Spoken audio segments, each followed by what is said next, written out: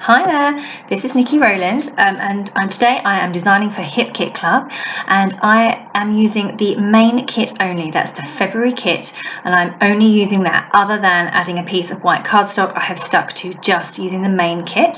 And my assignment for this week was to use border punches and layers.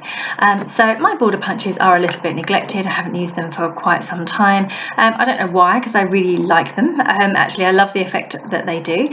So what I'm just doing there is I'm testing out a few scallops, different shaped scallops, to see if they will layer nicely on top of each other. So I've just chosen a piece of cream cardstock, and I'm just like an offcut, and I was just testing out those punches there to see what they would look like. I was quite happy with the effect. And now I'm going to fussy cut out all of these circles from the Pinkfresh Studio Joyful Day paper there. It's such a pretty paper with all those lovely circles and wreaths on them.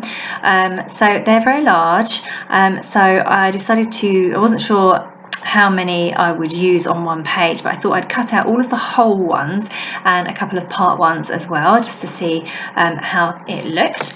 And as you can see, I'm kind of going with a vertical design. I think I play around with a horizontal one at one point as well, but the vertical is the way to go for me anyway. So yeah, I'm just fussy cutting around those. I'm leaving a decent white border so that I don't have to get into all the detail too much, and I really like the way that they look. And now I'm just trying to figure out where I'm going to put my my border punched edges. Do I want to put them down the side, or do I want to put them across the top, or the top and the bottom? And in the end I decided to go across the top and the bottom. So you'll notice there that I started my punching in the middle. If you're not that familiar with border punches, this is a great tip. Start in the middle and then work over each side. So once you've punched the first time in the middle, then go and punch the remainder on one side, then punch the remainder on the other side. And the reason for this is because that way you will end up with the same scallop on each end. So that is the perfect way to do that. So that works for any border punch that has those guides on. You can see there that I'm cut in the middle, and then I'm just lining up with the guide on the side of the punches in order to make it work all the way along. So I've chosen 3 papers to layer up for the top and the bottom, and one is the Pinkfresh Studio, the minty coloured one with leaves all over it. It's so pretty. Then there's another one with globes on it, and now that is from the Out and About collection by Pinkfresh too, but they were a bit similar in colour, so I initially decided to go with that side, but in the end I turn over and use the side that's white with a script on it, and actually that looked better.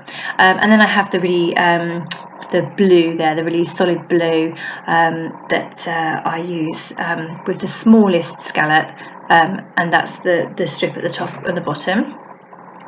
So I'm just repeating that for the top of the layout and the bottom of the layout, and trying to make sure that my strips are even in size as well. And I'm also folding up the edges a little bit, so roughing them up so that they look like they have some dimension, so they kind of stand up a little bit. I could go along and put foam pads under each scallop, which is something I did consider, but in the end, by folding them a little bit, that works. It gives enough dimension to make them look nice. You probably can't appreciate it from the video too much, or even from the flat photographs, but in real life it looks lovely. So yeah, I'm just getting those all stuck in, all sorted and stuck, and I'm going to get them stuck in place in a minute as well. So you can see I'm just folding up those edges there, and I'm layering them so that I've got the largest scallop in the middle of the layout, and then a slightly smaller one, and then a really little one on the blue strip. And I'm going to have my circles kind of appearing out of them, or coming out from underneath those strips. So I'm now just going to get my circles stuck in place, and then I can get my strips stuck down over the top. So that's what I'm just doing there.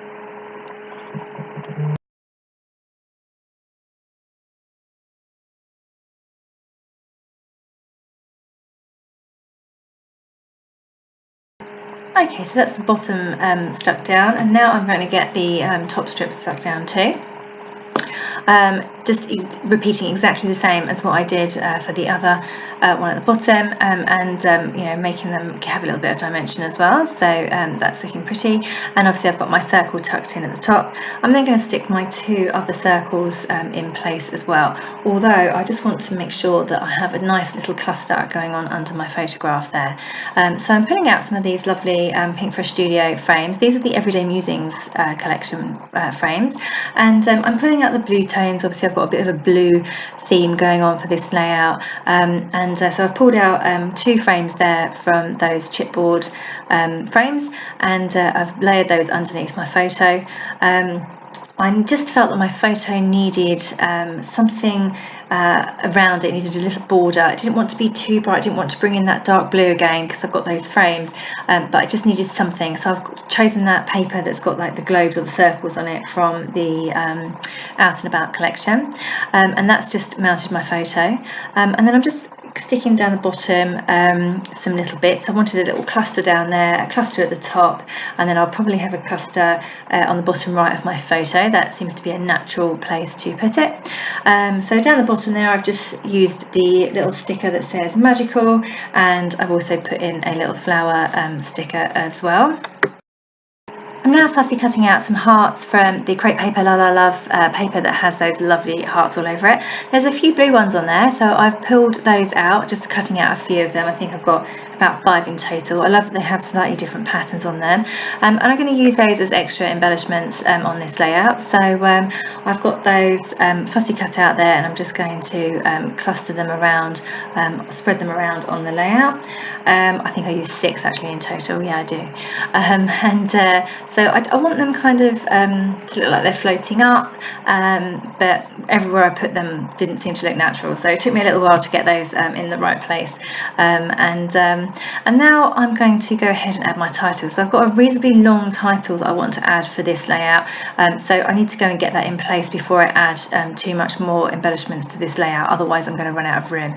I appreciate I've got lots of space over to the right hand side of my photo, but I still need my title to flow and look right with the photo and the embellishment clusters there. So I feel that that needs to go in place now. So you can see that I've gone down at the bottom of the layout there. This alphabet set is quite curly. This is the Pinkfresh Studio Joyful Day collection. Lovely alphas, but they're quite, some of them have got long tails and are quite curly, so they can be a little bit challenging sometimes to get in the right place, especially when you have a long title and you have lots of ascenders or descenders. So I'm just playing around with the arrangement here, and it didn't look right down the bottom. I wasn't happy with the way that the T's fitted in, so this is much better. The T you can see there at the top for these fits just over the top of that frame, which is lovely actually. It just looks like it was meant to be there.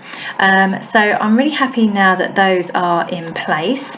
I'm happy with that positioning, and so therefore I'm going to go ahead and stick down the rest of my layout. So I just need to get those frames in place, those circles stuck down, the photo stuck down, and then I'll be able to finish off the layout really. So now that I've got all of those main elements in position, I can then stick everything down and start adding the rest of the embellishments.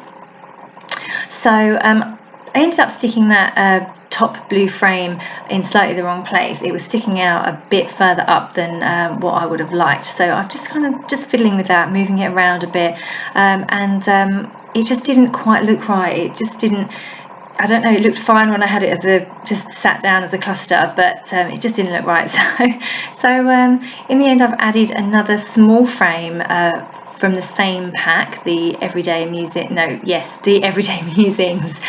chipboard frames, and you'll see me add that in a minute to balance out that large blue frame on that top corner of the photo there. It just doesn't, you can see it there, I don't know, it went wrong when I stuck it down, it just didn't look right. So yeah, I needed something up there as well to balance it out. There we go, I'm adding it there, you can see that there, and that looks much better. It totally balances it out a lot more. Okay, so now just finishing off the final touches, I'm adding in those hearts, getting those stuck in place. I'm sticking down that wooden button, and then I'm also going to add some machine stitching, which I've just done there. I've gone along the bottom of my layout, the blue scallop at the bottom, and I've done the same at the top, so that I've just got some white, couple of rows of white stitching along there. And then I've also gone through those Pinkfresh Studio alphabets too. I worry that they will fall off. They're lovely stickers, but the glue they're just never good enough, are they? I think foam is always the best because it's pliable, whereas anything that's a bit harder, like chipboard, or even these ones which are kind of puffy, they ping off as the layouts bend. So I tend to sew them in place or stick them down with glossy accents. So that's what I did there. Okay, well, thank you so much for joining me today. I really enjoyed making this layout. I love the way it's turned out, even though I was stuck with the main kit only. I think it worked out really well. So thank you again for joining me. That was Niki Rowland for Hip Kit Club.